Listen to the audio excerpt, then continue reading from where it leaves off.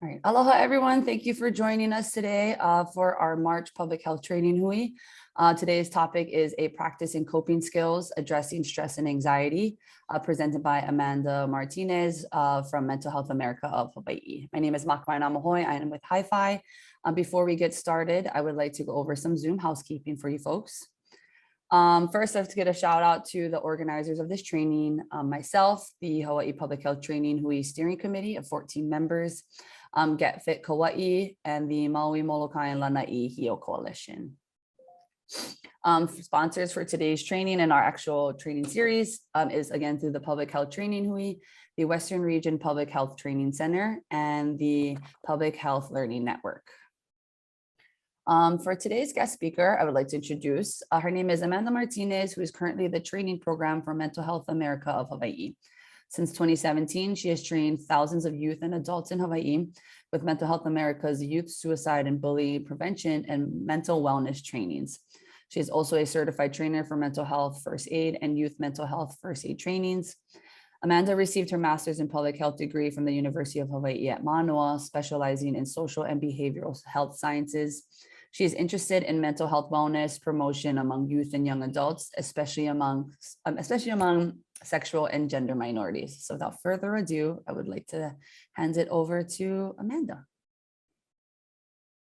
Great, thank you, Maka. Hello, everyone. Happy Aloha Friday. Just give me one moment. I'm going to go ahead and share my screen with all of you folks. If for some reason it doesn't pop up in the next couple seconds or so, go ahead and drop it in the chat and I could do some troubleshooting on my end. But like you just heard, my name is Amanda Martinez. I am the training program manager for Mental Health America of Hawaii. And what we'll be going through today is one of our presentations called a practice in coping skills. So using different kind of tools to be able to address increasing levels of stress and anxiety. It was developed in partnership with my awesome coworker, Dr. Mistisa Goss. So I do encourage interaction, much like the first presentation with this series.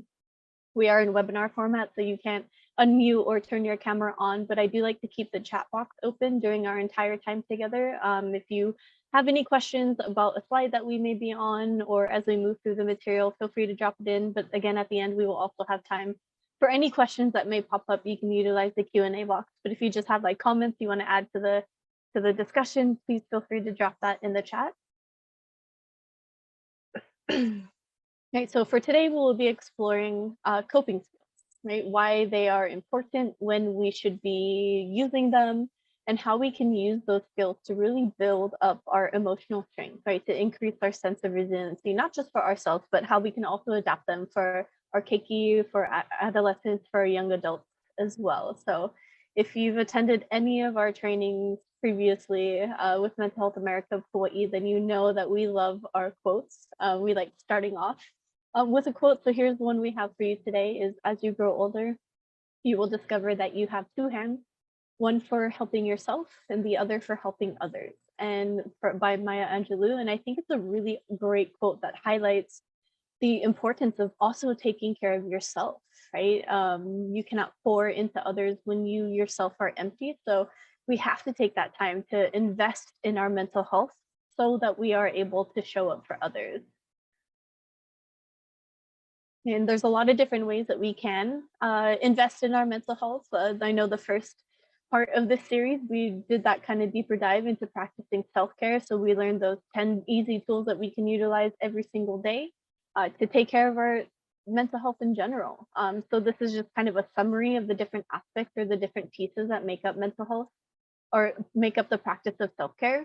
One of them that is really important is validating your emotions. We as human beings experience a whole wide range of different kinds of feelings and emotions, right? Again, that we don't necessarily have a whole lot of control over. They could be mixed. They can circle right back to each other. We could feel lost or overwhelmed at different times and then go back to feeling like pretty okay and focused and balanced, and then right back to feeling like overwhelmed and stressed out. And you know, that's really a part of being a human being, especially during stressful times, which is definitely something that we all have been in over the past couple of years, you know, with so much that has been happening and constantly changing, not just with the pandemic, but really everything else that's happening in the world and with our lives today.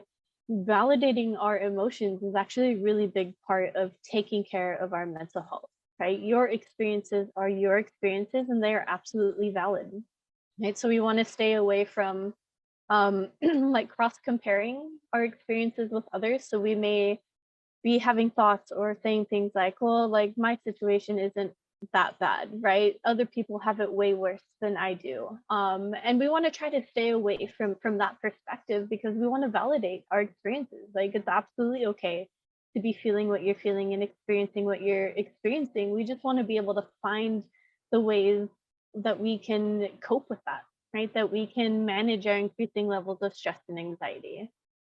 Staying connected, of course, is a really big part of taking care of our mental health too. We're very social beings. We crave that feeling of connection and being supported by the people that we care about, and also being connected to our community in a much larger sense too.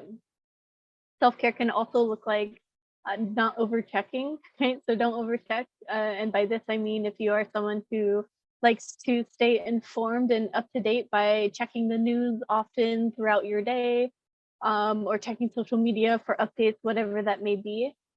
Constantly checking may not be the most helpful way to take care of our mental health, especially with so many different kinds of information that's being made available, sometimes even conflicting information that's being made available, and it's so easy for us to access. So if you are someone who likes to stay informed, I would consider maybe setting just a couple times during your day to check the news to get that information that you need, and that way you can put your time and energy focusing on what else you need to get done throughout your day instead of just constantly monitoring the news. I sometimes liken it to monitoring your coffee intake because I'm a big coffee drinker, but I know that if I drink too much coffee, or have coffee a little too late in the day, then my anxiety levels start to rise a little bit, right? So if you find a similar situation happening with you, maybe consider having a more structured way for you to stay informed. Reaching out for others is kind of along the lines of connecting, right? Checking in on the vulnerable in our social circles, just checking in with our friends and our loved ones can be a great way to practice self-care as well. We want to do our best to follow a routine. As human beings, we crave routine and consistency. So keeping as much of a routine as we are able to, like going to bed around the same time every night, waking up around the same time every morning, even if we may be learning or working remotely, is really going to help us in providing that structure that we need to get through our day. Use social media responsibly, of course. We want to be able to share information, share pieces of our lives, maybe share resources even, but we want to make sure that we are doing so in a responsible way so that we are vetting things, right? We are double checking that the information that we're passing along is from a reliable source, from a reputable organization, but also knowing that social media can have different impacts on our own mental health too. And it is okay to take a break every once in a while. Ask yourself, either before you're sharing something, is what I'm posting or sharing going to be helpful, right? Is that going to be beneficial to someone who may see it? If it's not, or you're not sure, it may be best to not share that post or to pass that information along, but you can ask yourselves questions like that too when you're thinking about the impact that social media may have on your mental health. Like, do I feel better after going on Instagram or Facebook, or Snapchat, or TikTok, right? Whatever social media platform you might be on. And if you're starting to feel like, oh, I'm not sure, or maybe, or I actually feel worse after I look at my social media, it might be a good opportunity to consider taking a step back, right? Whether that's for a part of a day or a more extended period of time, that's absolutely an okay thing to do. Social media is not going anywhere anytime soon. It'll always be there when you choose to step back into it, but sometimes we have to check in with ourselves too, right? And kind of monitor our social media use as well. All right, so what we're going to be going through in regards to coping skills is something along the lines of a Likert scale. So this is a really structured way for us to continue checking in with ourselves, right? And be able to gauge our anxiety and stress levels, find out which place we are in, and then think about the tools and skills that we can use to help manage our emotions when we are in a certain place. So if you're familiar with a scale like this, here's a layout of what we're summarizing it, at least applying it for today. is we have the scale here. It ranges from 0 to 100, broken up into 3 different ranges. So again, provides us that kind of visual for us to determine which skills or tools are needed for specific ranges or situations. So self-care activities would be those things that we do on a day-to-day basis, right? So all the things we talked about in the first presentation of the series, all of those kind of daily things that we like doing that make us happy, bring us joy, make us feel productive, or help us de-stress and relax. Those would be self-care activities, so what we do through our day-to-day. Coping skills are the tools that we use to help manage our increasing levels of stress and anxiety. So it's when our nervous system starts to become activated, there's a whole bunch of different things that starts to happen as a result of that process. So then we may want to turn to different kind of coping skills to help manage that.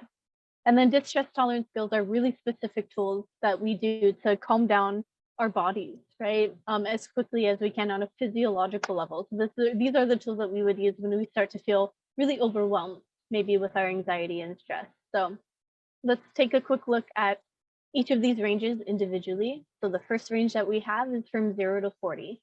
Right, this is the range that we are in when we feel good, right? We feel pretty okay. We feel like we can, continue on with our day, get the things done that we need to, but also find time for ourselves.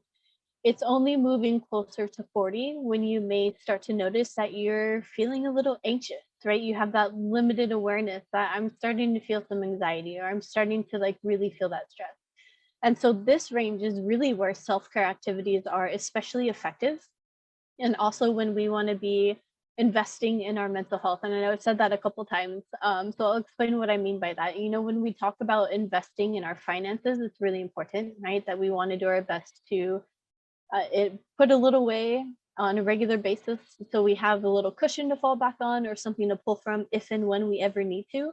We can think of practicing self-care in the same way.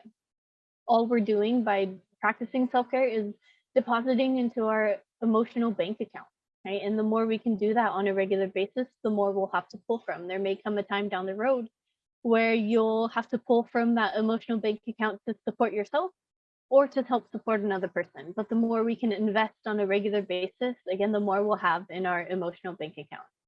And there are a bunch of different ways to practice self-care. The cool thing about it is you get to decide what works for you. And sometimes, since there are so many ways to practice self-care, even that can feel a little overwhelming at times. So if you feel like you don't really know what to do, you don't know which one to pick, try just going back to the basics, right? Staying hydrated, eating a healthy, balanced diet, making sure you're getting a good amount of sleep every night, that you're being physically active on a regular basis, and that you're remembering to breathe too, right? So this brings us to our first exercise. Since the title of this presentation is a practice in coping skills, we're going to take the opportunity throughout our time together to actually practice some of these coping skills all together, right? So the first one I want to do all together alongside with you is a diaphragmatic breathing exercise. Right? I love breathing exercises. It's something that you can use no matter where you are, no matter when you need them, without drawing too much attention to yourself. And it's a really great way to just bring oxygen back into your system to help ground yourself. And hopefully you feel a little bit better about continuing on with your day and everything that's involved with that. So when it comes to diaphragmatic breathing, we want to really make sure that we're pulling from our diaphragm, which is actually more towards the top of our stomach, right? So normally when someone says take a deep breath, they're like, right, their chest puff out, because we think pulling from that upper chest area is what's going to give us the most amount of oxygen, but it's actually our diaphragm that we want to try to focus pulling that breath from, right? And I'm only explaining it because I'm sure as soon as I said like we should remember to breathe, some of you were thinking like, duh, Amanda, I know how to breathe. Like, why do I have to remind myself to do something that my body just automatically does? And you're not entirely wrong. We're not always aware of the types of breaths that we are taking. So when we do experience stress or anxiety, what happens is our breaths actually become really short and really shallow. So we're not bringing a whole lot of oxygen into our system. So it is important to just pause every once in a while and just take in that deep breath. So we're going to practice this a couple times. If you're unfamiliar with diaphragmatic breathing, a really easy way to make the distinction between finding your diaphragm or pulling from your upper chest is to take one hand and put it on the top of your chest. Take your second hand and put it towards the top of your stomach, so your pinky is brushing the top of your belly button, right? So I realize that all of you are off camera, so I will have faith that you're doing this alongside with me. You can find that comfortable seated position. We're just gonna practice taking a slow, deep breath in and a slow exhale out. I'll count you through it. But as you take in that deep breath, I want the hand that's on your stomach to push out further or to move more than the hand that's on your chest, right? We're just practicing being really aware of pulling from our diaphragm. All right, so again, find that comfortable seated position. If you want to put your hand on your chest and a hand on your stomach to help you out, feel free to do so. And we're just going to take a slow, deep breath in. 1, 2, 3, 4. And let it out. 4, 3, 2, 1. It's that simple. Okay, let's try it one more time. You're going to take that slow, deep breath in. 1, 2, 3, 4. And let it out. 4, 3, 2, 1.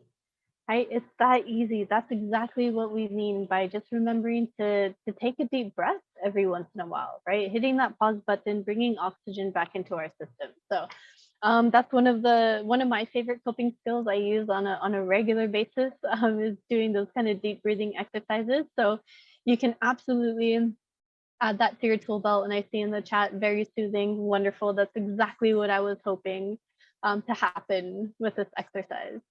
Great, thank you.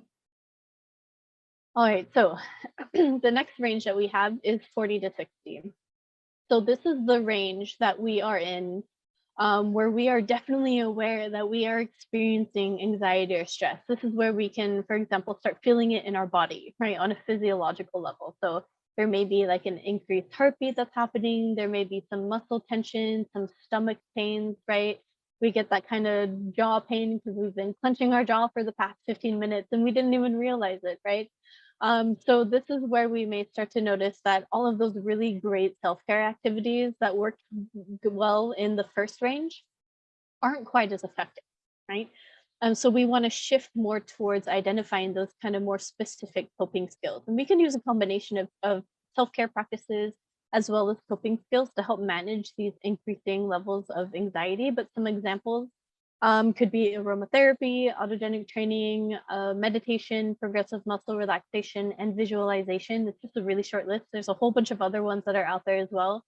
We're going to practice a couple of them now, but one note I wanted to make before we do that is on aromatherapy. So aromatherapy is more than just smelling nice things, right? Things that we like to smell. It's a little more in depth than that. So if aromatherapy is something that you are interested in or you want to try out, I encourage you to do your homework a little bit, right? Do a little bit of research behind it, or at least talk to someone who is familiar with aromatherapy, because I know that there are some oils that should only be used when they are diffused. Some shouldn't be diffused. Some may be unsafe around pets or children, and safety comes first and foremost.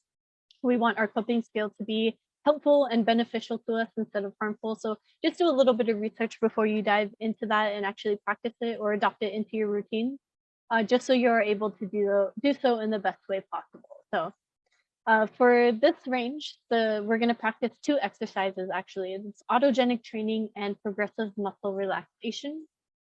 Right. So for autogenic training, the higher levels of stress that we may experience, the more likely it is that our nervous systems are going to start to activate. So one of the things that happens is that our blood flow is redirected from our limbs back to our torso to make it easier to run away from danger or to fight danger.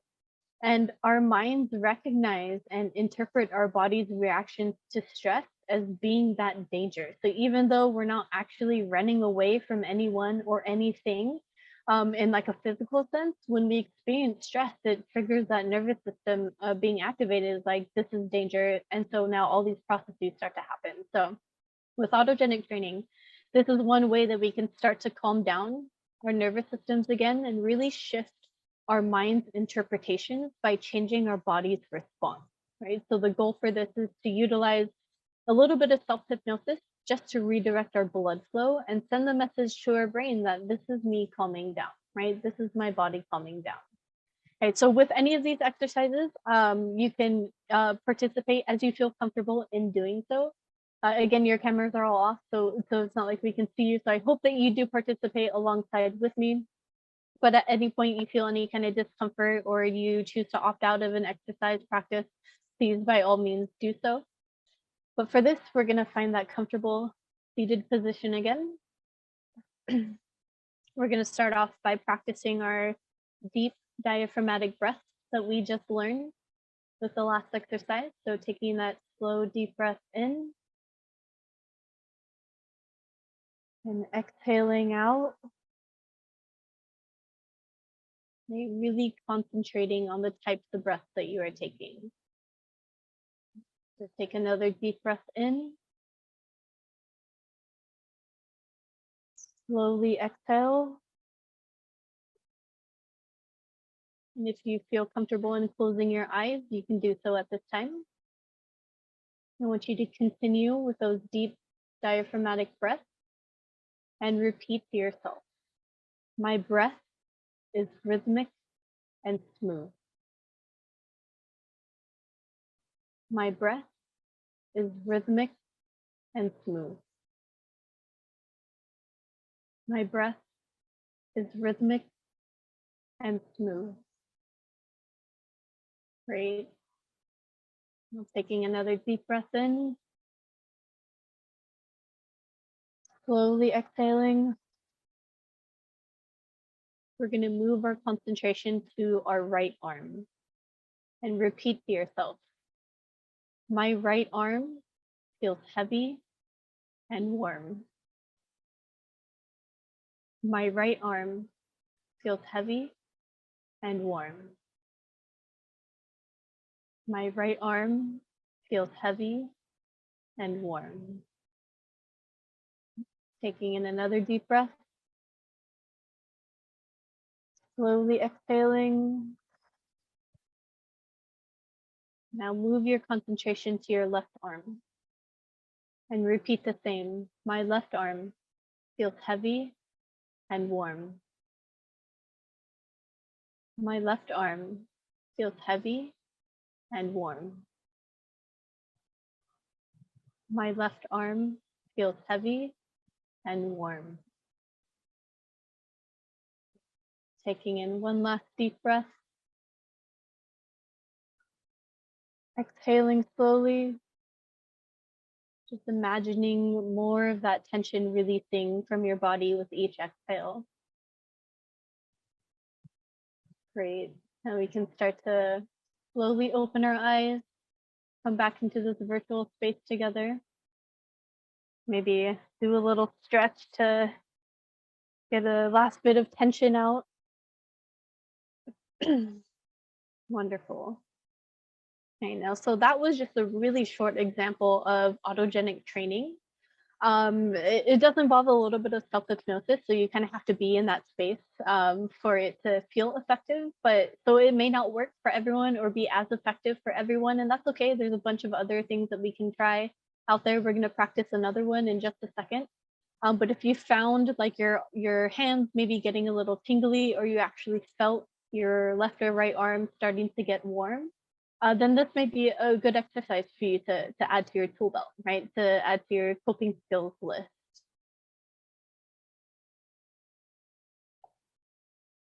All right, so the next exercise that we're going to be practicing is called progressive muscle relaxation. So this exercise can actually be looked at as being the other side of the coin from autogenic training, right? So autogenic training is using our mind to change our body, and progressive muscle relaxation is using our body to change our mind, right? So our brains take in a certain amount of information from our bodies throughout the day, and it pushes away everything else that it deems not important, right? It's not something that I have to worry about right now, not something I have to give any kind of awareness to. So I'm just going to push that piece of information to the side. So like, what does that mean, right?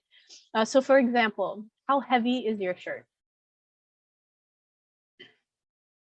right? Right now, you're probably really concentrating on how heavy your top is, right? Maybe you're kind of shifting the material around a little bit to feel the weight of it. So that's an example of a piece of information that our brain just pushes to the side because it's not something that we have to worry about or have to be aware of. Now, if our shirts weighed like 10 pounds, we probably would notice that because it might feel a little bit uncomfortable or be like a sensation that we're not totally used to. Okay?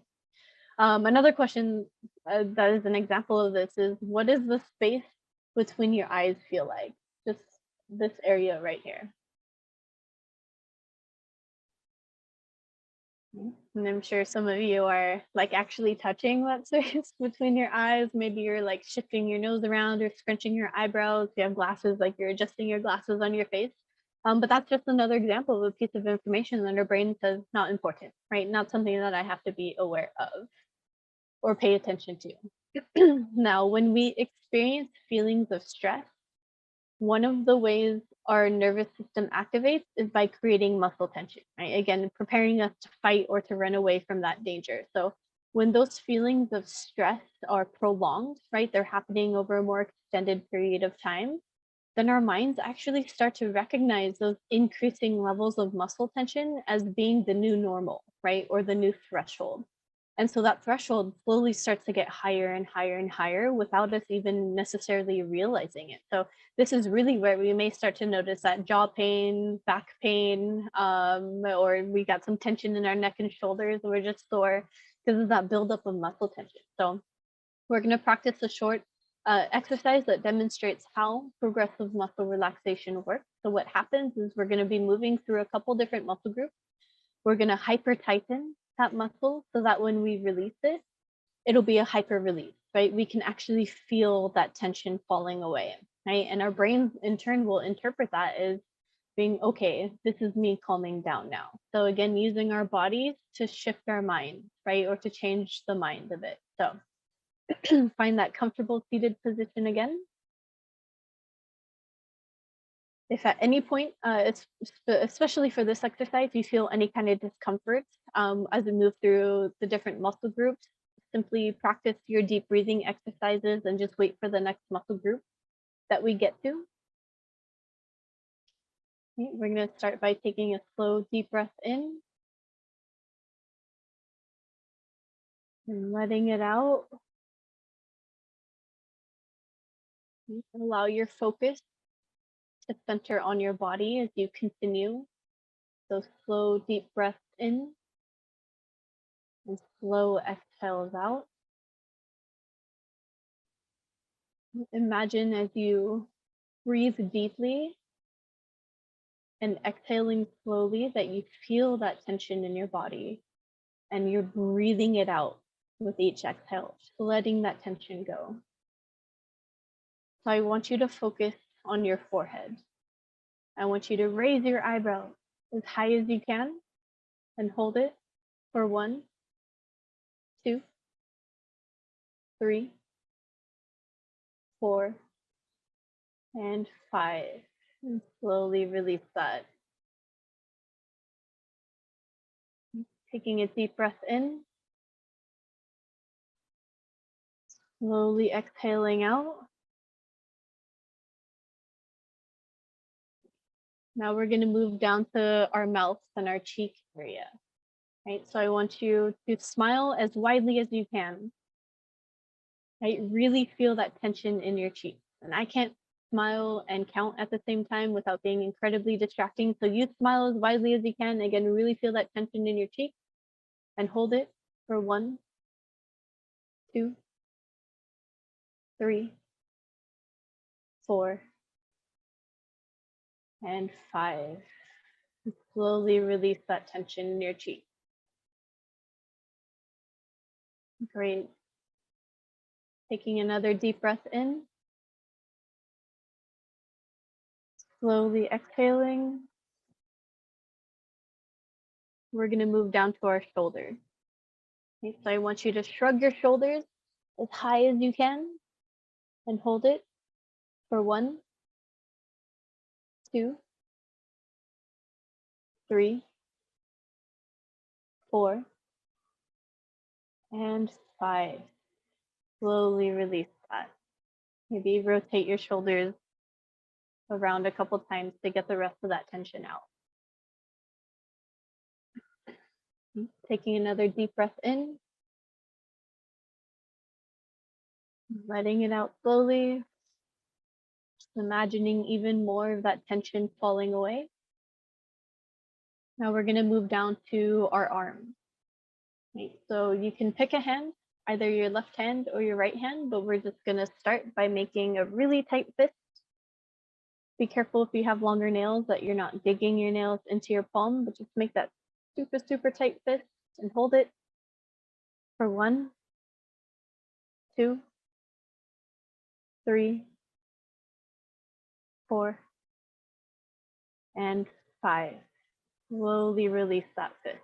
Maybe shake out your hand a little bit to get that extra tension out. Taking another deep breath in. Slow exhale out. We're going to move to our opposite hand. And again, make that super tight fist. Hold it for 1, 2, 3, 4, and 5. And release that fist. Shake out your hand a little bit. All right, taking in one last deep breath. Slowly exhale. Releasing even more of that built up muscle tension. We can slowly start to open our eyes and come back into the room together.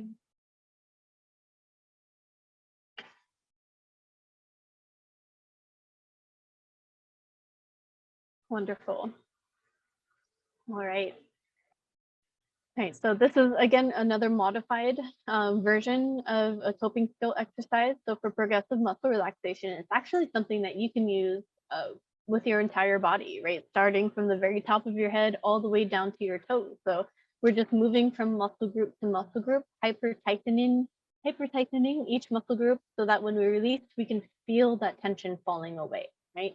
We're kind of forcing our body and that our muscle groups to actually relax. And that in turn is going to send that message to our brain that this is me calming down now.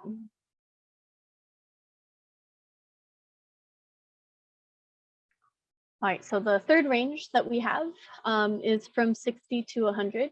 So this is where high levels of stress, the higher levels of stress that we may be experiencing, we might find that even those coping skills that we just practiced or any other kind of coping skills that we may have in our tool belt may not be as effective, right? Because it's actually really hard to concentrate and to pay attention during times of high stress and high anxiety. So this is where our nervous systems are definitely activated. So we want to shift towards using really specific distress tolerance skills to be able to calm down our nervous system. Right, so we still want to be using different kind of coping skills like diaphragmatic breathing, but these are just a couple of examples of the other kind of distress tolerance skills that we can utilize if we ever find ourselves in this range here. So things like the dive response, practicing radical acceptance, being present focused, or a combination of a couple of them, right? So radical acceptance is simply, I can summarize it for you, but it's actually a lot more in depth than me summarizing it just for you. Radical acceptance is simply accepting things for the way that they are, right? If it's something that I can change or that I have control over, I will do that. But if it's not, then I have to let that go, right? And accept that I don't have control over whatever that may be. Okay? And it's not an easy thing to do. To be able to do that with practice, it takes time. Sometimes it's a daily practice. Sometimes it takes the help of a mental health professional. But it does kind of help in grounding yourself again, right? Bringing you back and helping you be present focused and letting go of the things that we don't necessarily have control over. And it's not to say that, letting things go or getting over things, is just kind of letting it go and we don't ever have to think about it again, right? It's actually us healing a bit from it, right? So instead of putting our time and energy towards ruminating over it or, thinking constantly over, like, I wish I could change things, or I wish I had control over this specific situation or aspect of my life. Instead, we're putting our time and energy towards growing from it or healing from it, right? So, radical acceptance, again, it's an easy thing to kind of summarize, but it's a harder thing to actually put into practice. But it can be a way for you to help find your balance again, especially when we may experience higher levels of stress and anxiety. The exercise that we are going to cover is the dive response. It's one of our favorite distress tolerance skills here at Mental Health America of Hawaii. So we won't actually practice this in reality, or like with physical things, because you actually need access to a bowl of water for this, or a cold wet rag. But the dive response is a really effective way to calm down our nervous system quickly. So we actually have a gland inside of our nose that keeps us from involuntarily breathing when we go swimming. And some of you might be thinking, well, like, Amanda, I don't breathe when I swim because I hold my breath. And yeah, true, right? When we go swimming, we hold our breath when we go underwater. But even when we're unexpectedly submerged, if someone pushes you into the ocean or pushes you into a pool and you're not ready for it, you automatically hold your breath, right? Without even thinking about it, because your body recognizes that you're not in a place right now to be able to bring oxygen inside of your system. So what happens as a result of that is your body is going to start to try to keep as much oxygen inside, right, intrinsically as possible. So, for example, your heart rate slows down, your blood pressure slows down, right? Your blood circulation slows down as well. Again, we're trying to just reserve the oxygen levels within our body until we have the opportunity to take another breath, right? So automatically, our nervous systems are coming down almost immediately. So what the dive response does is it mimics going underwater by activating that gland that we have in our nose. We could do this in creative ways, because I recognize that when we are feeling super stressed out or overwhelmed with anxiety, we can't just jump into the ocean, right? Or we may not have access to a pool to like jump into. So we have to be creative with this, right? So for example, your brain won't be able to tell the difference between a cold, wet rag, right? And just laying it over this portion of your face, or getting a bowl of cold water and just sticking your face in it, holding your breath for about 10 seconds. Right? Both of those things will activate the dive response. So it'll mimic you actually going underwater. So all of those same things will happen, right? Your heart rate will slow down, your blood pressure goes down, your blood circulation goes down, etc. So we can creatively activate that dive response. And it's a really effective way to, on a physiological level, almost kind of hit that reset button, right? To calm down our nervous system, right? So it's a really great skill to use when someone may be feeling overwhelmed. And then we can use a combination of the other coping skills that we have on hand, right? Or and as we continue that process of kind of calming down, moving on to other self-care activities too. And I do see a question in the chat that says, does it need to be a cold bowl of water? I would recommend that it is cold water, because another thing that happens when our nervous system is activated is that our body temperature rises, right? So a way to kind of control that or to manage that is having the temperature be cold when you stick your face. And I've had some people ask, like, if I stand under my shower head and just let the water kind of hit this area of my face and slide down, it can be helpful. I'm not sure it'll be enough all the time to activate that dive response, right? And I see that in the chat, put your face under running water. It may not be as effective in activating that dive response as it would be submerging your face in a bowl of cold water or laying that cold wet rag over this portion of your face. But you can certainly try it. And if it does work for you, you can feel your body starting to calm down, then that can absolutely be a way for you to practice this exercise as well. But thank you for those. Those are really great questions. All right, so again, just a couple different, I think it's a nicer way than waterboarding ourselves, right? Because we're trying to help us, right, instead of hurt us. But yes, we are using water to help calm down our nervous systems, right? Yeah, so the spot on our face, we'll try to get closer to the camera. So our gland is just right in our nose here. So if you have that cold wet rag, you're just laying it over this portion of your face, right? Having it cover your eyes and your nose, but not blocking your nostril area. So you can actually still do that breathing, right? So it's just gonna be that portion of your face. If you're using the cold wet rag, if you have that bowl of water, just make sure it's big enough for you to stick your face in there and hold your breath for about 10 seconds. Okay. All right, so we can use the combination of a whole bunch of different skills. So either ones that we learned and practiced for today, or a lot of the other really great ones that are out there. There are free apps that you can download that'll help teach you a multitude of different skills, free YouTube videos that you can watch, right? That'll teach you these skills as well. If you are connected with a mental health professional, they can absolutely teach you these skills too. So find what's gonna work for you, but also find the ones that are gonna work for you in different situations, right? You know, if I'm like in a middle of a presentation and for some reason my anxiety just shoots through the roof and starts skyrocketing, I can't pause and dunk my face in a bowl of cold water in the middle of all of it, right? But I can just take a moment and do some really deep breathing exercise, right? And just kind of bring oxygen back into my system. So find those skills that you can utilize in different settings or when you're in different places, and brainstorm those now so that when you do find yourself at any point in either the or any of those three ranges, you'll know what skills or tools that are going to work for you and be effective.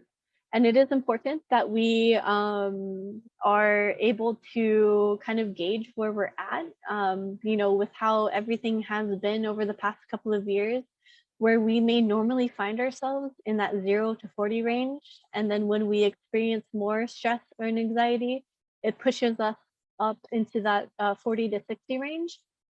Sometimes our baselines are actually starting in that 40 to 60 range, right? So any additional stress or anxiety will push us over into that 60 to 100 range. So, you know, check in with yourself, right? Know your physiological tells, know what skills that you can utilize on a regular basis just to help manage those increasing levels. And I see another question for the dive response exercise. Would doing that repeatedly improve the effectiveness with appropriate breaks for breathing, or do you just activate it once? I would say, and if Dr. G is on with me and can help me out in the chat and answer that, I would say you can do it as many times as you need to until you feel your body calming down and you start to feel more calm, right? And you feel more grounded, you feel more present. So if it happens after just one time doing that, awesome. If you need to do it a couple more times while taking breaks to breathe again, right? And not just keep your face in that bowl of water, go ahead and do that. For the cold wet rag, I think it might be a little easier to take the time to do that. And you can do some diaphragmatic breathing exercises alongside that. Maybe even some progressive muscle relaxation at the same time too, right? So you've got 3 coping skills right there. Diaphragmatic breathing, activating the dive response, and progressive muscle relaxation. So you're getting like a 3 return fold for just taking the time to practice that, right? So find what is going to be effective for you. You can practice it. And if you find that one isn't necessarily as effective, don't worry. There are plenty of other ones that are out there. So I hope that does answer your question. But if it still doesn't make a whole lot of sense, I can go back and check to give you a more specific answer to that question, because I'm not a mental health professional. Dr. Miss Lisa Goss is. Oh, okay, awesome. Thank you, Jerry. Another one of my teammates in the chat. Awesome. Thank you so much. All right. So it's important for us to learn what our physiological tells are when we experience stress and anxiety, because we're all different. You know, we all are our own individuals. So of course we experience things maybe a little differently than other people would. So for example, someone may become really fidgety or have a really hard time concentrating or paying attention while experiencing stress or anxiety. Others may appear calm on the outside, but then later start to have trouble with sleep or digestive issues. So you are the expert on yourself. So check in, pay attention to things like muscle tension or changes in sleeping habits. This kind of check-in can also be done using that Likert scale. So asking, what are my physiological symptoms when I am in a certain range? Like what happens when I'm in that 40 to 60 range versus what I may be experiencing in that 60 to 100 range, right? And that'll help us to even further identify the appropriate skills that we need to use to help calm down our bodies or to calm down our nervous system. Reach out as well. Take the time to foster and to grow relationships and connections with our friends and with our loved ones over a period of time so that we know that we have people to lean on if and when we ever need to. And learn a little bit more about yourself, kind of on a deeper level too, right? Explore the pieces that make up you. So these are some of the questions that we can ask ourselves to really kind of start to reflect on the different facets of our identity, who we are. And that may also give us insight on how to manage our stress level. So asking things like, how do I communicate? Right? What are my communication styles? What creates stress in my life? Where are those areas where I feel like I am experiencing higher levels of stress or anxiety? And then what can I do to feel better? What are my personal strengths? Where are the areas in my life that I feel good at, right? Or productive or accomplished in or capable in even. And then where are my growth edges? Where are the areas in my life that I have the opportunity to learn and to grow even more? How do I cope with specific emotions, right? So identifying what we are feeling, what we are experiencing, and then finding ways to be able to cope with whatever it is that we may be experiencing.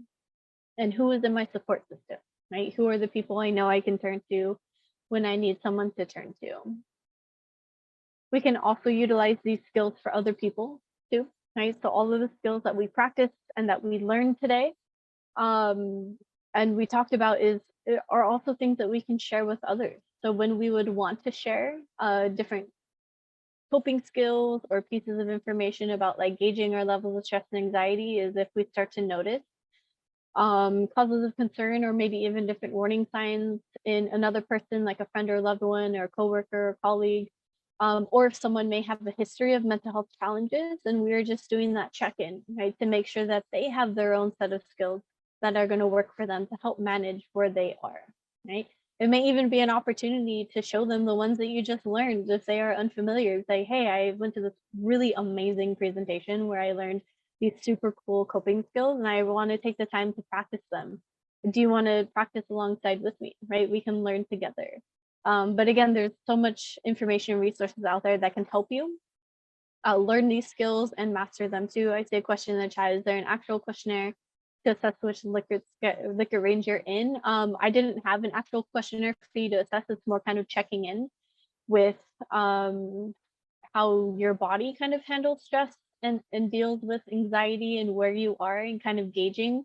We just had those three ranges as a kind of structured way for you to be able to do that. But there's no kind of specific questions. If you want to ask yourself questions like, what are my physiological tells? Like, how does my body react when I'm in, a certain range or when I'm in a specific situation? I think that can help you brainstorm your skill set within those three ranges. So don't worry, you didn't miss anything.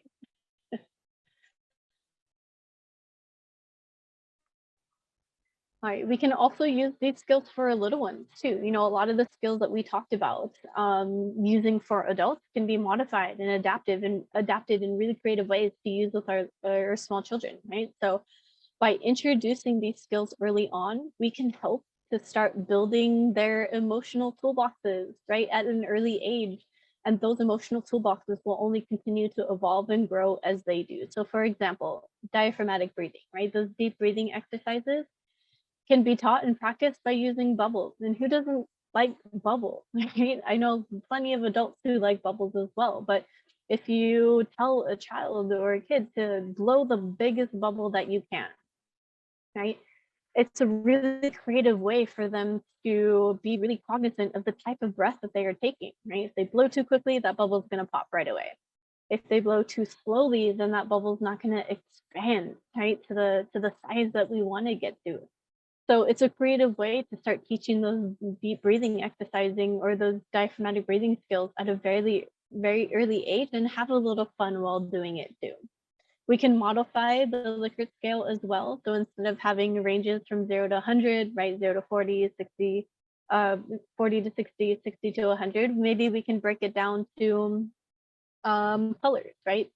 Green is when I feel good and happy and I'm having a good day. Yellow is when I don't know, right? It's not the best day. I don't really know what I'm feeling right now. I don't know how to express what I'm feeling right now. And then red is when I'm upset, right? Or I'm frustrated or I'm angry, I'm mad about something. So we can simplify that Likert scale as well for our little ones to help them be able to identify where they're at, but also be able to communicate with us, right? And that's going to help inform us as supportive adults to help them cope with whatever it is that they may be experiencing as well. We can build an actual emotional toolbox too. So a box and put those things and those tools in there that you can get your hands on, right? And engage your senses to cope, right? So whether that's a stress ball or maybe you do have a little thing of bubbles that you keep in there so you can take some bubble breaths. Maybe it's some Play-Doh that has a nice smell to it, right? Like a nice calming lavender smell, for example. So maybe it's a fidget spinner, right, that you got in there. Whatever that may be, you can actually build a physical toolbox and just keep it on hand. So anytime our little ones become overwhelmed or really stressed out or feeling anxious themselves, they have something tangible that they can turn to and pull different things from to help engage their senses and hopefully help them cope in a better way as well. We have a ton of different resources, like different coloring pages, different activities that you can do with little ones to ideas on how to build emotional toolboxes on our website. So I'm sure at some point we'll drop our website link into the chat, but you can check out all of those online resources. Many of them are free to download, and you can print out as many as you want and utilize them as much as you need to. But just know that there are a lot of really creative ideas out there. As we move from our little ones into adolescents or young adults, we can teach these skills as well. It's actually going to start to look a lot like the ones that we do use as adults, but the differences may be in the time frame, right? So instead of finding a half an hour guided meditation video, maybe we can start with an easy, like 4 or 5 minute one, right? We've got a couple 4 minute meditation videos on our YouTube channel, right? Which I'm sure we'll drop. Thank you, Jay. She's already dropping our website in there. But we have 4 minute meditation videos that you can try out, right? Meditation is something that I think takes practice. I mean, even for me as an adult, it takes some effort for me to sit there and only concentrate on one thing at a time. It's actually really hard to do. So we can't expect our adolescents or young adults even to sit there for an extended period of time, but they can start off with baby steps, right? And if it's something that they start kind of building and getting into, then that's something they can have on hand in a more extended sense as they move into adulthood. We want to help our teens and young adults identify different emotions as well, because this may not be an easy thing to do, right? Or it may not be easily identifiable right away. So finding words, right, to express what it is that they may be thinking or feeling, and then following it up with what are the things that we can do to make ourselves feel better, right? So kind of building their own and expanding their own emotional toolboxes, building their own sense of resiliency. We want to brainstorm a concrete plan, right? So it's helpful to have a really specific tools and skills, whether those are on hand or just things that you can do or kind of take with you anywhere, that they can turn to if and when they need to. So whether that is, again, having that stress ball on the desk or a fidget spinner, or teaching them deep, diaphragmatic breathing exercises, whatever that may be, we can have kind of a concrete pre-brainstormed plan that our youth can turn to if and when they need to in regards to their increasing levels of stress and anxiety, because we know that our youth are definitely experiencing higher levels of stress and anxiety, especially over the past couple of years. And we want to make sure that they are able to manage that themselves, but know that they're supported in that process too. We can help our youth create support plans. I think support plans are good for anyone and everyone, not just youth or young adults. Adults should have their own support plans too. And having a support plan isn't necessarily for someone who only may be in a crisis, right? Everyone should have some type of support plan or an idea of what their support plan is. So who do I go to talk to that helps make me feel better, right? Who do I go to talk about my stress, right? Or things that I have going on in my life. So really identifying those specific people that you can turn to when you need someone to talk to and have those deeper conversations with, but also identifying those people that you just enjoy interacting with, right? Maybe you have a friend who's like super funny and you share TikTok videos with back and forth, right? Or funny memes to each other, right? Whatever that may be, identify all the different types of connections that you have in your life and how they fit into your support plan. If you are connected to a mental health professional or a medical professional, even having their contact, right? A list of providers with their phone numbers programmed into your phone. And I always suggest folks to do the same with the crisis resources as well, the Hawaii Cares Line, National Suicide Prevention Lifeline, Crisis Text Line, Trevor Helpline if you have an LGBTQ plus youth in your life. Having these crisis resources already programmed into our contacts, into our devices, takes the pressure off of us having to try to Google them in the moment, right? If we do ever find ourselves needing to call or contact one of them, we'll already have them right there ready to go. We can continue to explore and help, of course, our youth explore their deeper selves, right? Their inner self. So asking those kind of bigger questions, much like we did with those, what makes up me, right? Like, who am I? What kind of person do I want to be? Right? How am I treating the people that I have in my life? Right? What kind of impact do I want to have? What kind of footprint do I want to leave behind? So we can ask those kind of larger questions to plant those seeds of thinking, right? What kind of person do they want to be? And kind of continue to build and help them explore their own identity and everything that makes that up as well. Right, so when we do work, oftentimes when I do that kind of brainstorm with self-care practices or with coping skills with youth, I like to ask them to think about it as being in 3 different categories just to make it easy, right? To help inform that brainstorm. So that's people, that's places, and that's activities, right? So again, thinking about the people we know we can go, or they know they can go to when they need someone to lean on, the places that they can practice self-care at as well, and be super specific about it. Don't just let the answer be, I like being at home. Where in your home do you like to be, right? Is it in your room where you can have your own private space, right? Your alone time to listen to music or to read or to journal a little bit? Is it being in your kitchen to connect with the people in your household, right? By cooking or eating together. Find those really specific places. If you like being outside, like I like going to the beach, what's your favorite beach, right? Where's your favorite place to jump into the water, or where's your favorite place to catch that sunset? And then activities, we want to have them brainstorm really specific things as well, right? Not just saying, I like listening to music. Like, what's your favorite song right now? What do you have on repeat? What's the new artist that you just discovered that you're really into, right? So be really specific about what those activities are and ways to practice self-care too.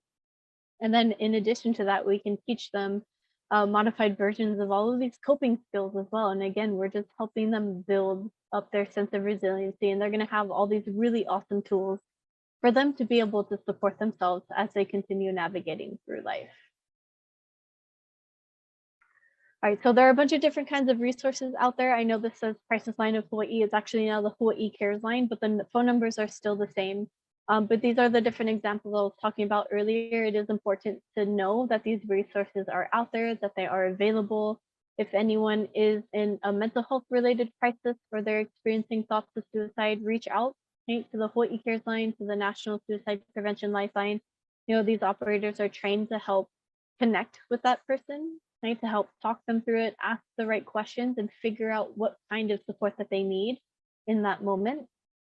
The Domestic Violence Action Center is also a great resource to know, other resources that have to do with intimate partner violence, child trafficking, or abuse that may be happening at the home. We should absolutely know what those are, because we know that we have been spending a lot more time at home, and not every home is a safe place. So we want to be able to share these resources and know what they are for our own selves, right? If we ever need to pass them along to someone who is in need of contacting one of these great organizations, or maybe we ourselves need to reach out to one of these resources, know what these numbers are. The Trevor Hotline, I love the Trevor Project. It's one of my favorite resources to talk about and to share, but it does wonders to help support our LGBTQ plus youth. So if you have a youth in your life who identifies as lesbian, gay, bisexual, transgender, queer, is not sure, or any other identity that may be out there, They have so many pieces of information on their website and different types of resources as well. They have their own 24/7 helpline. They have their own chat feature. I think they have their own texting feature as well. So direct them to that. Right? There's a lot of really great information and different types of support for our LGBTQ plus youth. I see in the chat 4-minute meditations will be really helpful. I love hearing that. Thank you for sharing. Yeah, 4 minutes. Right? It seems like, oh my gosh, I have to find 4 minutes in my schedule, right? But we can again invest in our mental health and work self-care into our schedules and into our routines, right? It's important that we do so consistently, that we are taking care of ourselves so that we are able to get through our days, that we are able to manage increasing levels of stress and anxiety, and just continue in general, like navigating life. Here's a screen grab from our website that has all of those online resources that I was mentioning earlier, for our little ones and for adults as well. Feel free to check out our Get Connected page. You can also find where we post maybe future training opportunities, like signing up for mental health first aid, for example, or different events that we may be putting on or collaborating with. You can have access to our YouTube channel. We can see previous recordings or find those 4-minute meditation videos. Printable activities, downloadable graphics, whatever it may be, check it out. We have a lot of really awesome resources on our website. We're also on social media. So I know we are on Facebook. We have a couple different groups that we run. So one of them is Busy Bees. So this is a group for our little ones. So we post like fun animal videos, fun jokes or like bee jokes, or fun animal facts or activities that you can do with your little ones to help build emotional toolboxes, like making a calming jar, right? Which I think are super awesome. And I love calming jars even as an adult. But it'll give you instructions on be able to do that. Right? We also have a book club. So if reading is something that you're really into, we make monthly book recommendations, post different kind of quotes, all things that help to support mental wellness and different ways to practice self-care. We also have a group for Maui County as well. So if you live or work or reside in Maui County and you want learn a little bit more about the different resources that are out there that are available, feel free to connect with that group. And you can connect with others in your community who also want to promote mental wellness or even raise awareness about mental health.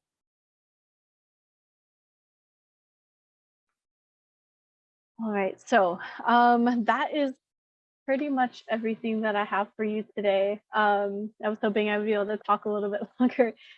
Sometimes I get scared of like rambling on and just going off tangent, but now would be a good time to ask any questions that may have popped up. It could be about anything that we talked about today or the first presentation or any kind of resources or anything that's mental health related.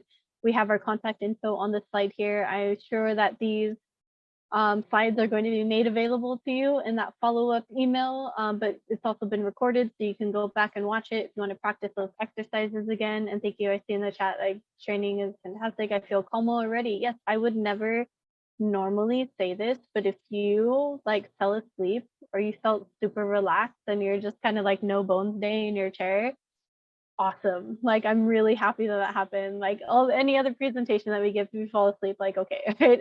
But this one especially, if you felt really relaxed, then I think it's a really great opportunity, and I'm grateful that you all had the chance to actually practice these skills and feel the effect in real time, so you can take that time to practice it in the future as well.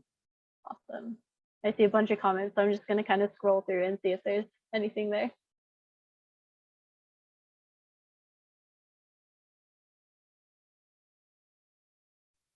Maka, you're muted.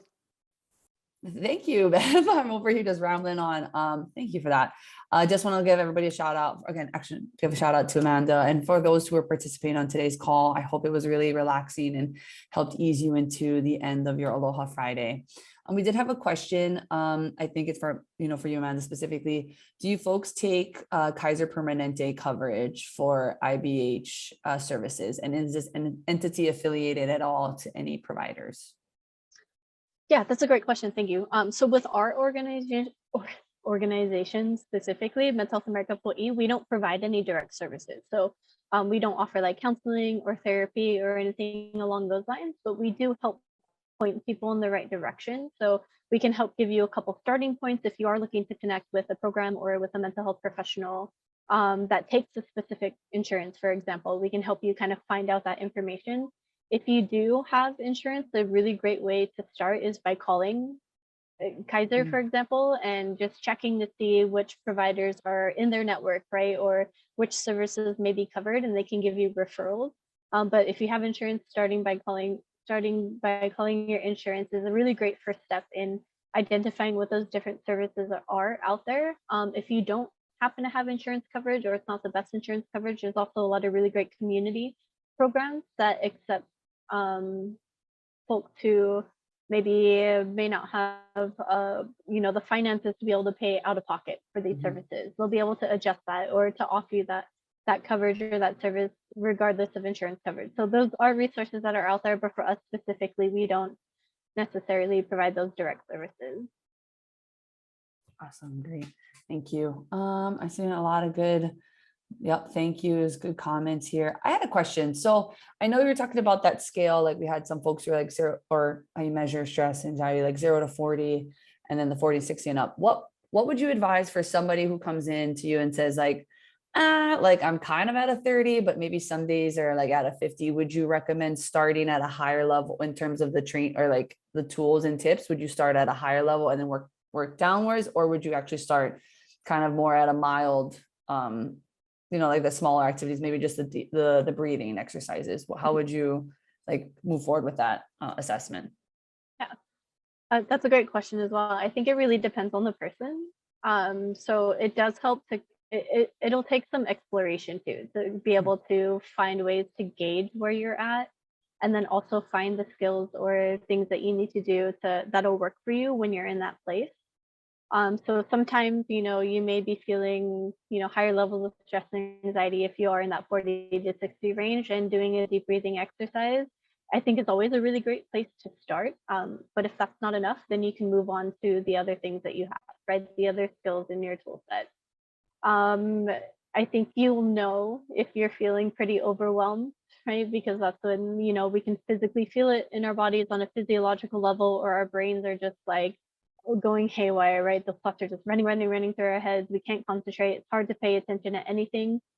So then maybe we would want to start higher up with those distress tolerance skills, like the dive response, for example. So it really kind of depends on the person, and I think it takes some self exploration too to know what your tells are. But there's so many different skills out there for you to be able to use, and you can really start wherever works for you. Awesome. Yeah, that's good feedback. Thank you. Bevitt asked, radical acceptance. Do you know if there's a 4-minute meditation on that topic? Maybe not. I don't think we have one specifically on our YouTube channel for on radical acceptance, but we do kind of mention it in our other presentations. And I know that there's a lot of really great information that's out there too. So if you have trouble kind of finding what that information is, feel free to email us. We're always happy to provide information that we have, or kind of if you want to call our office and talk through it a little bit, like we can too. But it's also something that you can talk to and practice with a mental health professional as well. They're going to have a lot of really great background knowledge and perspective on what that actually looks like from our day to day practicing that radical acceptance. Mm. Maybe there should be a 4-minute meditation video on radical acceptance, though. That's an idea for our next one. I like that idea. I also like 4 minutes. I don't know. I feel like 4 minutes of meditating, and then because 10 minutes just seem really long. In like real life, not the treadmill minutes, but like real life minutes seem quite long to have to. I agree. Yes. I do. Awesome. Okay. I'm getting a lot of thank yous. I know we're a little bit early, but maybe we can have Amanda, if you want to wrap up. I know this is just such great information, and your presentation is so informative. I feel like there's a lot of information that's been shared and so forth. So I don't want to like keep folks on and trying to like run out the time, but maybe if Amanda, if you have any couple more, maybe like 1 or 2 minutes of your like final thoughts and what you want to share with the folks, any key takeaways that they want to be, implementing further into their daily lives, just feel free to let us know. Yeah, thank you. What comes to mind first and foremost is just a huge thank you to everyone who took the time out of their day to hop on with me and to hear this information and to take the time to actually practice these skills as well. and even folks who are logging on from outside of Hawaii, right? So like different parts of the United States, different time zones. I appreciate you taking the time. It is Friday, so we have something to look forward to as a way to practice self-care is, again, fostering that optimism. So it is the weekend. It's a really great opportunity for us to reconnect, with our friends, our loved ones, our social circles, do fun activities. I do hope that you are taking all of this information to heart and that you're working all of these different skill sets into your schedule, like ways to practice self-care, identifying different coping skills that are going to work in different situations. I mean, everyone has been experiencing higher levels of stress and anxiety over the past couple of years. We've seen that coming out in the research that has been made available, that pretty much across the board, everyone's mental health has been impacted in some form or fashion. So I am hoping that one like silver lining to come out of all of this is that people do have a more open mind when it comes to talking about mental health, when it comes to having conversations and actually doing things to take care of our mental health, right? We want to be able to raise awareness. We want to have sometimes those difficult or uncomfortable conversations, right, with other people. And the more conversations that we have, the more message we send that it's okay to not be okay sometimes, right? It's not that problem to have a problem, but it is a problem if it's something that we feel like we can't talk about, right? And getting help is effective. It does work. There's a lot of different ways to be able to do that. It looks differently for everyone, but that's not even something that someone has to go through on their own, right? If they are struggling, they don't have to look for that help on their own, right? There are people out there, there are resources out there that can help in that journey as well. So, I mean, keep having those conversations, keep raising awareness, but also keep taking care of yourself, right? Self-care is not a selfish thing by any means.